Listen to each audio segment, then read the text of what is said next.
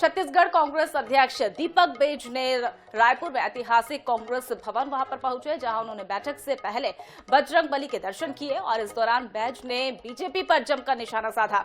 उन्होंने कहा कि बजरंगबली और श्री राम कांग्रेस के साथ है, बीजेपी के पास सिर्फ मोदी जी का नाम है। और उन्होंने कहा कि कर्नाटक में कांग्रेस को बजरंगबली का आशीर्वाद मिला है और छत्तीसगढ़ में भी उनका आशीर्वाद कांग्रेस के साथ है।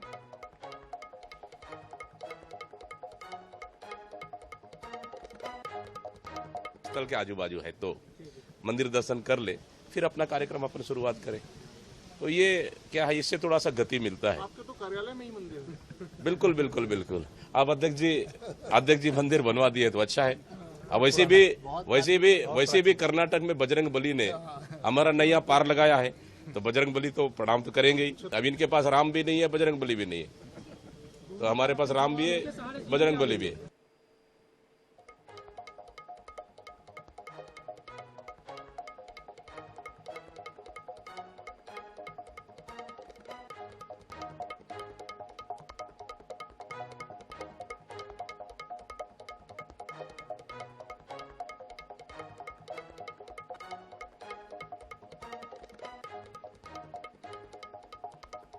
तो आपको बता दें कि दीपक बैज के द्वारा मोदी सरकार पर हमला बोला गया और उनके द्वारा कहा गया कि कांग्रेस की सरकार जो है कर्नाटक में बनी है, कर्नाटक में कांग्रेस की सरकार बनी और छत्तीसगढ़ में भी कांग्रेस की सरकार ही बनेगी, क्योंकि वहां पर बजरंगबली और श्री राम का साथ मिला है। और इसी तर्ज पर छत्तीसगढ़ में भी बजरंगबली और श्री राम का साथ जो है कांग्रेस के साथ रहेगा।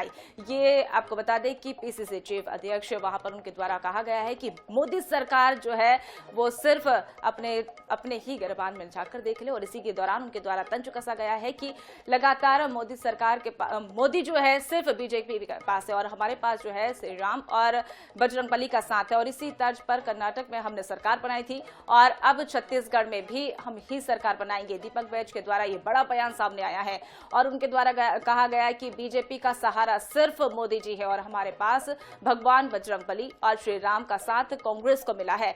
और कांग्रेस के साथ अगर भगवान श्री राम और भगवान बजरंगबली अगर रहेंगे तो कांग्रेस की सरकार जो है छत्तीसगढ़ में बनना तय है। ये दीपक बैज के द्वारा दावा किया गया है और इसी के साथ बीजेपी पर भी उनके द्वारा निशाना साधा गया है। तो आपको बता दें कि विधानसभा चुनाव आते आते लगातार सभी पार्टियां जो है वो सक्रिय होती हुई नजर आ रही है और तंज का दौर भी इसमें देखने को मिला, जहां बीजेपी कांग्रेस वार पलटवार एक दूसरे पर करती हुई नजर आई है। और इसी बीच दीपक बैज के द्वारा भी बीजेपी पर निशाना साधा गया और उनके द्वारा कहा गया है कि कांग्रेस के साथ बजरंगबली और श्री राम है और इसी तर्ज पर वहां पर छत्तीसगढ़ में भी उनके द्वारा सरकार बनाने का दावा किया गया है। और इसी बीच उनके द्वारा कहा गया है कि बीजेपी के साथ सिर्फ मोदी जी है और हमारे साथ भगवान श्री राम और बजरंगबली का साथ हमें मिल रहा है और इसी तर्ज पर हम छत्तीसगढ़ में सरकार बनाएंगे। तो लगातार ये जो विधानसभा की तैयारियां हैं वो जोरों पर चल रही है। दोनों ही पार्टी घमासान मैदान में उतर चुकी है और अपनी तैयारियां कर रही है और इसी बीच यहां पर वार पलटवार का दौर भी देखने को मिल रहा है। दौरे का सिलसिला लगातार जारी है।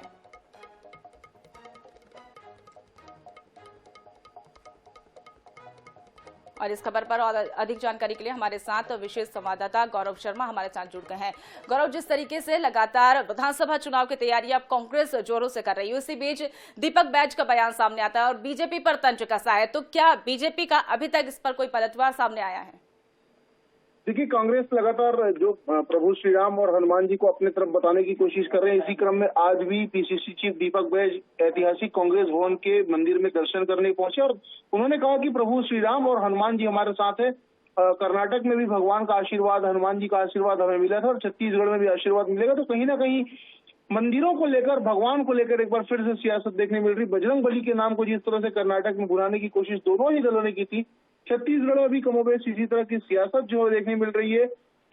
इस पर अभी भारतीय जनता पार्टी ने कोई प्रतिक्रिया नहीं दी, लेकिन माना जा रहा है कि भारतीय जनता पार्टी की ओर से भी आक्रामक प्रतिक्रिया आएगी। इसके बाद कहीं ना कहीं प्रभु श्री राम और हनुमान जी का मुद्दा जिस तरह से छत्तीसगढ़ में लगातार पिछले कुछ महीनों में छाया हुआ, तो एक बार फिर इसे लेकर सियासत जो है वो देखने मिलेगी। जी जी जी जी। इसी बीच हमारे साथ पूर्व विधायक बीजेपी से पूर्व विधायक नवीन मार्कंडे भी हमारे साथ जुड़ गए। बहुत बहुत स्वागत है आपका NH 24x7 में।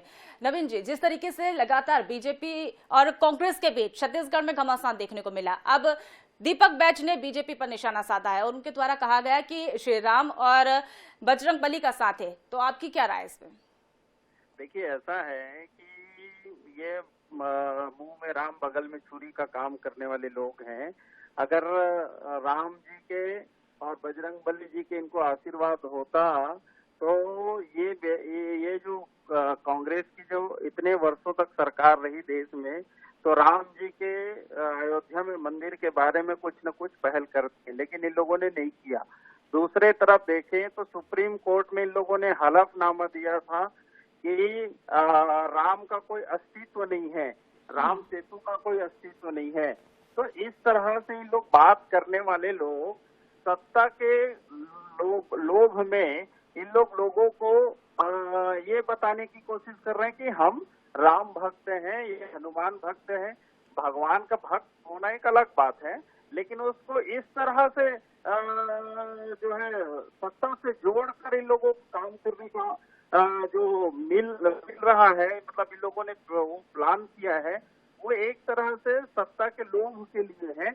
असली में इनके दिल दिमाग में भगवान के प्रति श्रद्धा और विश्वास बिल्कुल नहीं है।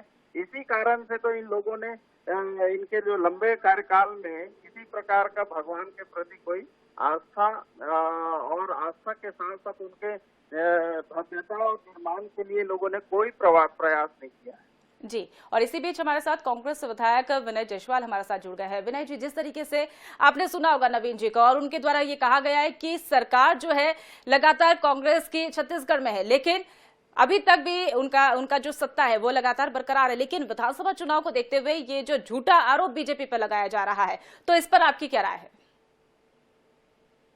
देखिए, निश्चित रूप से जिस तरह के अभी वो नवीन जी अपनी बात को रख रहे थे, मैं केवल इस विषय में ये बोलना चाहूंगा कि इन्होंने और पूरे भारतीय जनता पार्टी ने हमारे देश के प्रधानमंत्री से लेके सारे के सारे जो भारतीय जनता पार्टी के नेता थे, कर्नाटक में केवल और केवल एक मुद्दा बनाए, वहां पर 60% कमीशन का मुद्दा था, सारे मुद्दे थे, लेकिन उनको बुलाने के लिए इन्होंने बजरंगबली को लेके आया। और जिस तरह से बजरंगबली ने अपने बजरंग भक्तों का साथ दिया और कर्नाटक में इनका सुपड़ा साफ किया, और साथ ही साथ छत्तीसगढ़ के परिप्रेक्ष्य में एक बात कहना चाहूंगा कि 15 साल डॉक्टर रमन सिंह की सरकार थी। ये हमेशा बात करते हैं मंदिरों की, ये हमेशा बात करते हैं मर्यादा पुरुषोत्तम राम की, लेकिन इन्होंने 15 साल में जो माता कौशल्या की नगरी थी उसके लिए एक काम नहीं किया। आज आप देखिए जी विनय जी, जिस तरीके से आपको बताया कि अब लगातार जो है सियासत गरमाती हुई नजर आई है, अब देखने वाली बात होगी विधानसभा चुनाव में जनता किसका समर्थन करेगी।